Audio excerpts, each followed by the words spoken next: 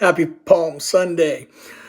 Sorry I missed it last week, but this week I want to talk about not the triumphal entry so much, which is very important because that's why we celebrate today, but I want to direct your attention to John 11:35, shortest verse in the Bible.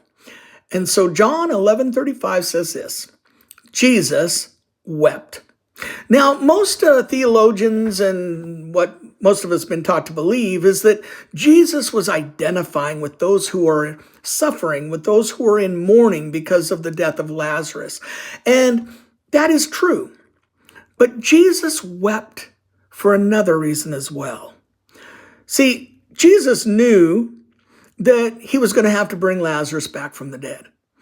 And he also knew that Lazarus was clearly in a better place than coming back to this earth. We're told in the Gospel of John that after Jesus raised Lazarus from the dead, that the authorities not only wanted to kill Jesus, they wanted to kill Lazarus again. Jesus knew this because Jesus knew everything and knows everything.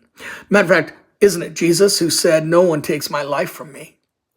I lay it down of my own accord"? Jesus knew what was going to happen to him. Jesus tried to warn his disciples that, hey, the way for him to fulfill his mission was for him to die on the cross and shed his blood for our sins that we might be cleansed.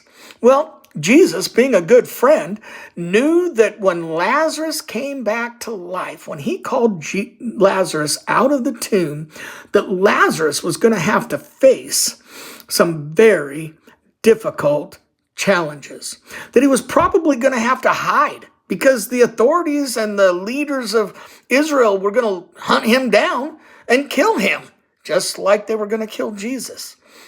Now, I say Jesus wept, again, not just out of compassion for the people who were mourning Lazarus' death, but for Lazarus himself, because he knew that what was going to happen was going to not be a great new life, if you will, for Lazarus. He was in the tomb. He was in paradise.